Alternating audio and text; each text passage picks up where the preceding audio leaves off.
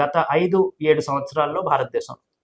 యూజువల్గా rectum cancer ఎక్కువ America, Europe అలాంటి పాపులేషన్స్లో ఎక్కువ వచ్చేవి. ఎందుకు అంటే వాళ్ళు ఎక్కువ ఆల్కహాల్ తీసుకుంటారు, వాళ్ళు ఎక్కువ రెడ్ మీట్ అంటే బీఫ్, పోర్క్ అలాంటివి తీసుకుంటారు.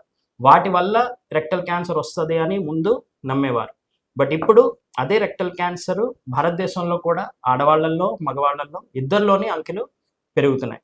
ఇంకో ప్రత్యేకమైన విషయం ఏంటంటే రెక్టల్ క్యాన్సర్ మన భారతదేశంలో చాలా యంగ్ పాపులేషన్, అంటే 25 నుంచి 40 సంవత్సరాల మధ్యలో వాళ్ళకు కూడా ఆడ మగ ఇద్దరికీ వస్తున్నాయి. దీని కారణం ఏంటి అన్నది ఇంకా మనకి ఇవాళకి జవాబు లేదు. బట్ క్యాన్సర్ రీసెర్చ్తో ఖచ్చితంగా మనకి జవాబు అనేది తెలుస్తుంది. రెక్టమ్ క్యాన్సర్ బేసిక్గా ఏ వయసు వరకు వస్తుంది, ఎక్కువ ఎలాంటి హ్యాబిచువల్ యాక్షన్స్ ఉంటే వస్తుంది? కరెక్ట్. సో రెక్టల్ క్యాన్సర్కి టెక్స్ట్ బుక్లో మనం చదువుకునే కారణాలు ఏంటంటే మళ్ళీ అవే అండి.